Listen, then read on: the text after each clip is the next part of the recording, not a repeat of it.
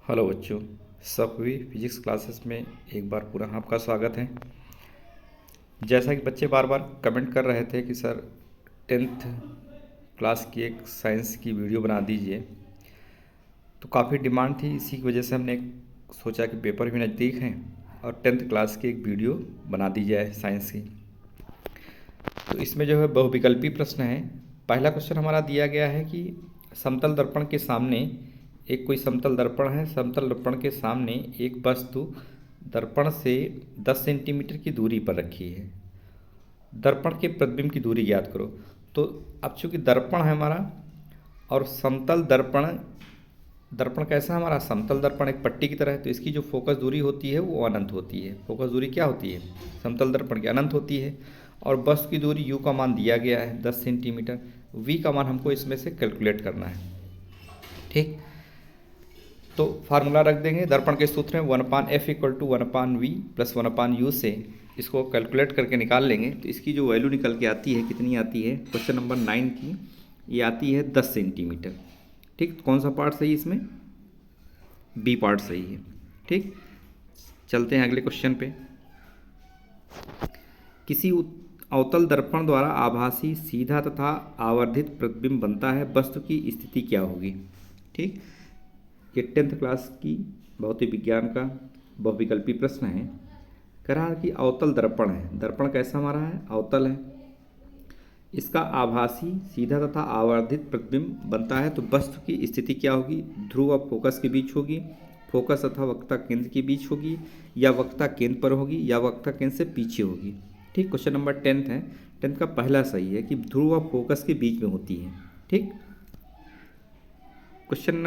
Next question है कि एक लेंस से 2 मीटर दूर रखी वस्तु के आभासी प्रतिबिंब का आवर्धन m की वैल्यू कितनी दी गई है, ये दी गई है 0.5। ठीक, लेंस कैसा होगा, आवर्धित है, इसका मतलब कि ये लेंस कैसा होगा ये हमें बताना है। 0.1 मीटर की फोकस दूरी अवतल लेंस होगा, या 0.2 मीटर की फोकस दूरी का लेंस होगा, या 0.1 मीटर की फोकस दूरी का उत्तल लेंस होगा, या 0.2 मीटर की फोकस दूरी का उत्तल लेंस होगा। तो इसमें क्वेश्चन नंबर 11 है, तो इसमें हमारा हो जाएगा बी पार्ट सही। 0.2 मीटर की फोकस दूरी का कैसा लेंस चाहिए, अवतल लेंस। ठीक, ये वाला पार्ट सही है। चलते हैं नेक्स्ट क्वेश्चन पर। एक उत्तल लेंस के सामने वस्तु 2f रखी है, तब उसका प्रतिबिंब कहाँ पर बनेगा, प्रतिबिंब कहाँ पर बने, अनंत पर बनेगा। अब देखिए, जब फोकस पर रखी वस्तु होती है तो उसका प्रतिबिंब कहाँ पर बनेगा, 2f पर ही बनेगा। ठीक, तो इसका बी पार्ट सही है। उसके बाद क्वेश्चन नंबर 13 इंपॉर्टेंट है कि अवतल लेंस द्वारा सदैव प्रतिबिंब बनते हैं, क्या बनते हैं, आभासी व छोटे बनते हैं, वास्तविक व बड़े बनते हैं। ठीक, अनंत पर बनते हैं, वास्तविक व छोटे बनते हैं। हमेशा अवतल लेंस द्वारा, अवतल लेंस की बात कर रहा, अवतल लेंस द्वारा प्रतिबिंब कैसे बनते हैं, आभासी बनते हैं और छोटे बनते हैं। ठीक, वीडियो अंत तक देखते रहिए, बहुत इंटरेस्टिंग वीडियो होने वाला है। क्वेश्चन नंबर 14 है, एक लेंस को पुस्तक के पृष्ठ पर रखकर, एक लेंस को पुस्तक के पृष्ठ पर थोड़ा ऊपर उठाने से अक्षर बड़े दिखाई देते हैं, तो पुस्तक लेंस से f दूरी पर होगी, 2f दूरी पर होगी, अनंत पर होगी, या लास्ट है प्रकाशिक केंद्र व फोकस के बीच में होगी। तो ये प्रकाशिक केंद्र व फोकस के बीच में होगी, ये पार्ट सही है। ठीक, क्वेश्चन नंबर 15 है, किसी वस्तु का वस्तु से बड़ा आभासी प्रतिबिंब बन सकता है, उत्तल दर्पण द्वारा, अवतल दर्पण द्वारा, समतल दर्पण द्वारा, अवतल लेंस के द्वारा। ठीक, तो 15 का कौन सा पार्ट सही है, 15 का बी पार्ट, अवतल दर्पण द्वारा, ये बी पार्ट सही है। ठीक, क्वेश्चन नंबर 16 है, इंपॉर्टेंट क्वेश्चन है, कई बार पूछा भी गया है। एक उत्तल लेंस की क्षमता का मतलब पी, 2 डायोप्टर है, इसकी फोकस दूरी।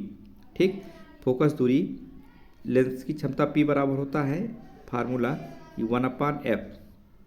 ठीक, आई बात समझ में। तो इसमें जो कौन सा ऑप्शन सही होगा, 16 का बी पार्ट 50 सेंटीमीटर। ठीक, ये इसका निकालने का फार्मूला है कि क्षमता P बराबर होता है 1/f, और जब हमको पावर निकालनी तो इसका मतलब फोकस दूरी पूछ रहा है, तो फोकस दूरी कितनी हो जाएगी, f इक्वल टू 1/p के।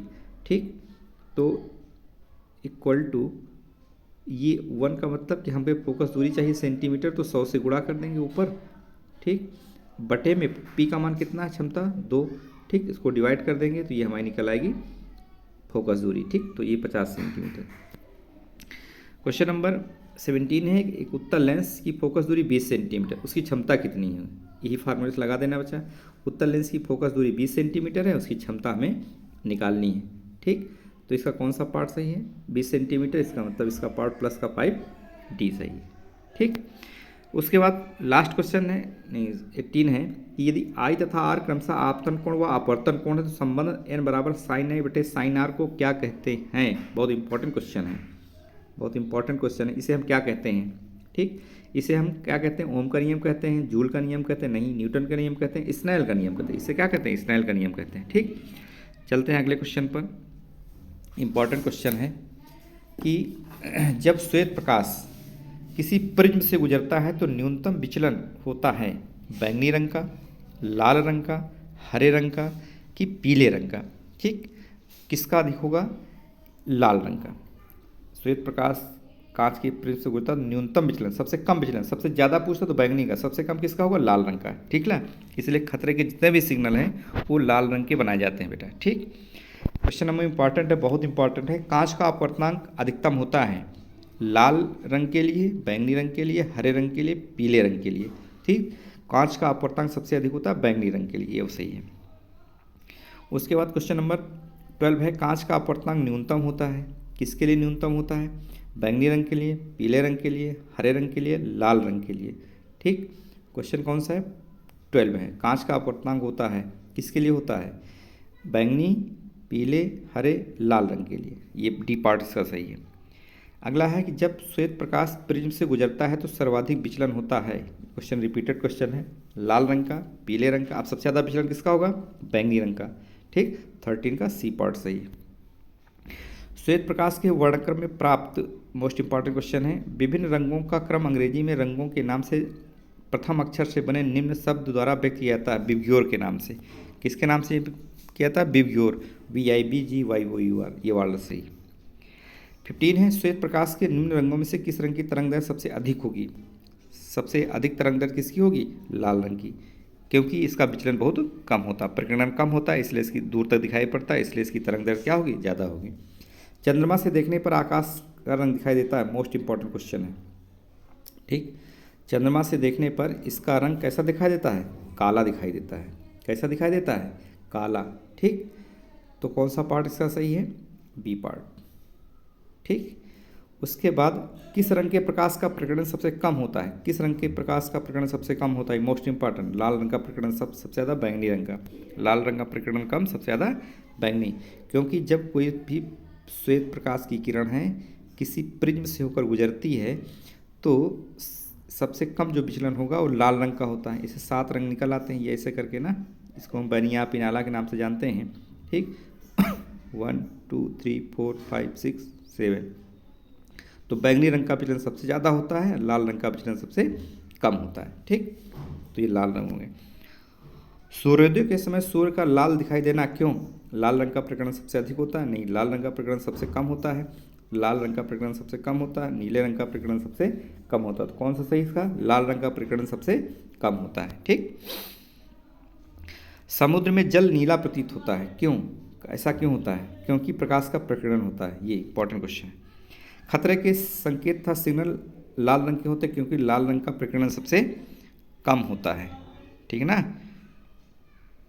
तो 20 का कौन सा पार्ट सही, पहला, कोहरे व धुएं में प्रकीर्णन सबसे कम होता है लाल रंग का। टिंडल प्रभाव उदाहरण है, इंपॉर्टेंट क्वेश्चन है, टिंडल प्रभाव किसका उदाहरण है, ठीक, किसका उदाहरण है, बंद कमरे में किसी छोटे छिद्र से प्रकाश का आना, बी पार्ट सही है, ठीक। इतना करिए बेटा, फिर आगे हम और वीडियो बनाते हैं, तब तक के लिए धन्यवाद।